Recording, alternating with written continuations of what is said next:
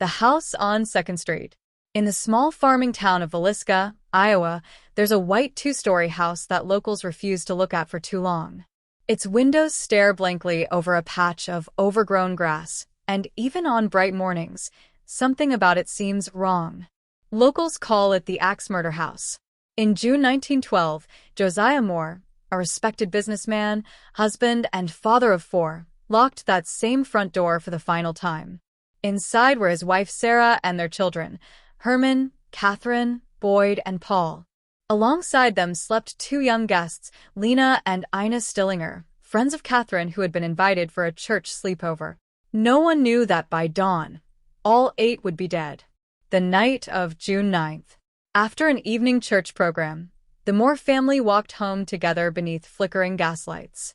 The town's power company had recently shut off public streetlights due to a dispute, a decision that plunged the town into unnatural darkness. The last person to see them alive, neighbor Mary Peckham, waved goodnight from her porch. Sometime after midnight, the killer entered the home. Whether he crept through an unlocked door or had been waiting in the attic, no one knows. But forensic investigators decades later would find cigarette butts hidden in that attic and an impression on the floorboards where someone had sat for hours listening, waiting. When he moved quietly. He ascended the creaking stairs to the master bedroom and raised the axe. Sarah likely never woke. Josiah did. The first blow crushed his skull, the next, and the next, obliterated it. When the blade got stuck in the plaster wall, the killer flipped it and continued with the blunt side. Over the headboard, axe gouges still remain to this day. The children. The murderer then turned toward the small room across the hallway. For children, none older than 11, slept soundly. Each died where they lay, the killer using the same axe but never the blade. Forensics later noted the absence of defensive wounds. None had time to scream. When investigators later used ultraviolet light in the 1990s, they found strange, swirling blood patterns on the ceiling, as if something had moved in circles above the bodies. Downstairs, the man discovered the 2 visiting Stillinger girls asleep in the guest room. Lena had reportedly begged her parents not to stay the night, a last intuition that saved no one. Her hand had been found reaching across the sheets, as though shielding her sister. When it was over, the killer covered the mirrors, draped cloth over every window, and left a plate of uneaten food on the dining table, cold beans and toast. Discovery. At dawn, neighbor Mary Peckham noticed something unusual. The Moore house was silent. No breakfast smell, no sound of chickens being fed. By 8 a.m., she called Josiah's brother Ross, who forced the front door. What he found stopped him cold: bodies under sheets, the faint metallic smell of blood, and on the floor, the murder weapon leaning calmly against the wall. 8 lives ended in one night of rage that has haunted Iowa for over a century. The town fell into hysteria. Hundreds swarmed the home before police arrived. They took souvenirs, bits of fabric, splinters of the bed frame, even fragments of Josiah's skull. Days later, the Moore family's belongings were burned in the backyard, as if the town believed fire could cleanse the evil that had taken root there. The suspect. Police focused on Reverend George Kelly, a traveling preacher with a history of disturbing behavior. He'd attended the children's service the night before and left town the following morning muttering about 8 souls trapped forever. He eventually confessed, then recanted, claiming the police forced him. The jury hung, and Kelly walked free. Yet, for many in Villisca, the whispers never stopped. Some say the killer still lives there, not in flesh, but in the cold corners of that house. Visitors report footsteps overhead, child-sized handprints on fogged glass, and faint humming from the attic. Every June, the air grows heavy again, as if the house remembers. The Estus experiment. When the dead answer back. Over a century after the murders, the Villisca Axe Murder House still stands, white paint peeling, window frames warped, and silence thick enough to choke. The house has been restored exactly as it was that night in 1912. Same beds, same furniture, even the same cracked wallpaper. Tour guides tell visitors not to touch the mirrors. They're covered for a reason. But not everyone visits to remember. some come to ask questions, and some believe the house answers. The return of the investigators. In October 2020, a group of paranormal researchers arrived at Villisca to conduct an overnight investigation. Their goal wasn't to film another ghost hunting episode, it was to attempt something darker. The Estus Method. Named after a haunted hotel in Colorado, the Estus experiment involves sensory deprivation. One investigator wears a blindfold and noise-canceling headphones connected to a spirit box scanning through hundreds of radio frequencies per second. The listener hears nothing but static until words emerge. The others ask questions aloud, and the blindfolded subject repeats whatever words they hear, unaware of the questions being asked. Many consider it the most direct way to speak with the dead. Setting the scene. The team began in the children's room, where toys were placed in a small circle on the floor. The house was dark except for the dim glow of infrared cameras. "If anyone is here with us," one of them said softly, "we're here to listen." Static hissed in the headphones. The blindfolded medium sat perfectly still. Then, through the noise, a voice. "Hide." The team froze. "Hide where?" the lead investigator asked. "Upstairs." A second voice, faint, layered beneath the static, whispered, "He's still here." The medium's breathing changed. "He's angry," she said, voice trembling. "He doesn't want us here." The attic. They climbed to the attic, the same space where investigators believe the killer waited before striking. Dust fell from the beams as they opened the narrow door.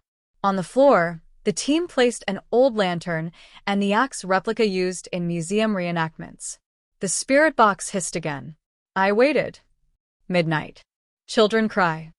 The words came faster, layered, like multiple voices fighting to speak at once.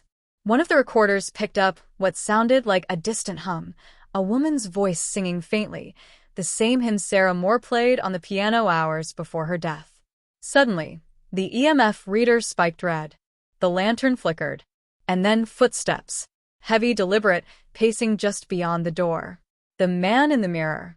At 3:12 a.m., the group moved to the main bedroom. The blindfolded listener began another Estus session. "Who are you?" they asked. A pause. Static. Then, "Preacher. Did you kill them?" "Forgive me." The air dropped several degrees. Their thermal camera showed a human-shaped cold spot near the wall, the same place where Josiah Moore was struck. Then, one of the mirrors, long covered with a white sheet, began to slip. It fell halfway, revealing a reflection that didn't match the room's lighting. For a moment, one investigator claimed they saw a man's outline, wearing a dark suit, collar gleaming white, mouth moving without sound. Unexplainable evidence. At dawn, when the sun broke through the cracked blinds, the house seemed peaceful again. But when they reviewed their footage later, one clip stood out. In the children's room, just before the word "hide," a faint figure appeared on camera. 2 seconds long. Short, but unmistakable. The silhouette of a small child reaching toward the toy circle. Skeptics argued it was dust or a camera glitch. But those who've been there say the house chooses when to reveal itself. And to whom. What they left behind. Before leaving, the team placed a small recorder near the attic stairs and asked one final question. "Do you want people to stop coming here?" A full minute passed before the response came, not through static, but through the recorder itself. A whisper, faint yet distinct. "We never left." To this day, visitors claim to hear the same phrase echo faintly through the attic when the wind moves just right. Some believe the spirits are trapped, reliving that June night over and over. Others think something darker keeps them there, something not human at all. The final seance, what the house revealed. By sunrise, the Villisca Axe Murder House looked ordinary again. The white paint glowed faintly in the light, and the fields behind it shimmered with morning mist. But those who've spent the night there know the truth. The house doesn't rest. It only waits. Months after the 2020 investigation, another group returned, this time, spiritualists instead of ghost hunters. They called it the final seance, claiming they would speak with the trapped souls and release them. Locals begged them not to, but curiosity and obsession always win. The circle in the parlor.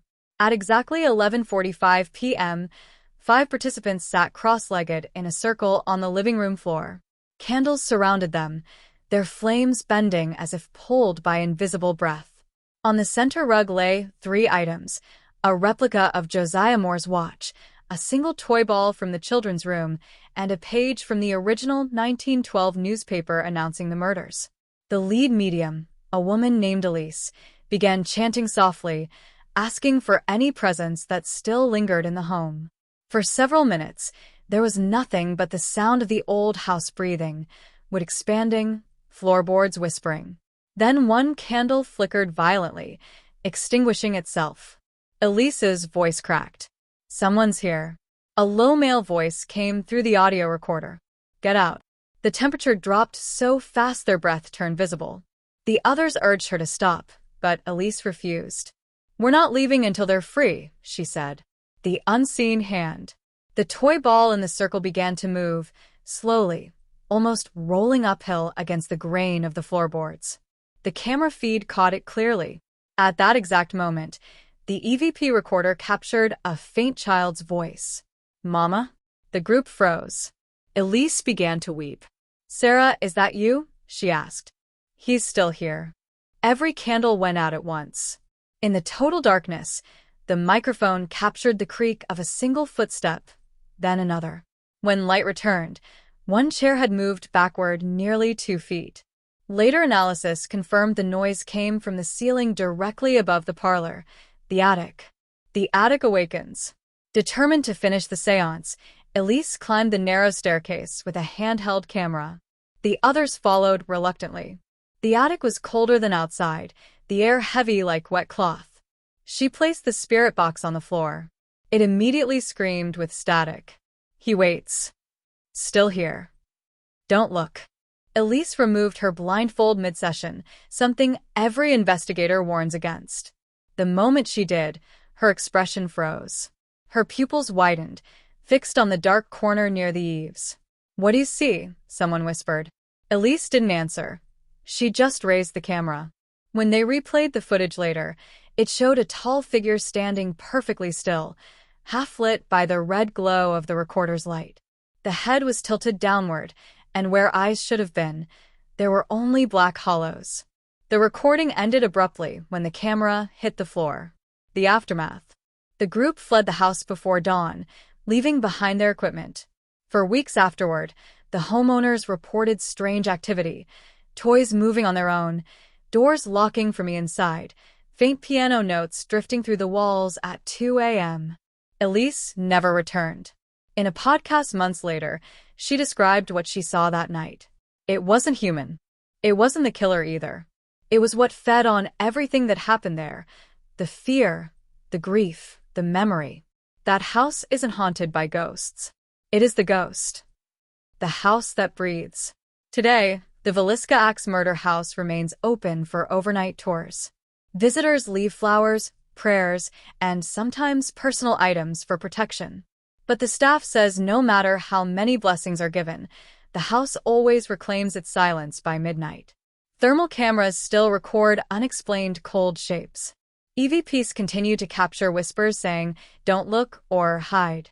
And every June 10th, around 2 a.m., the attic door creaks open on its own, even when locked.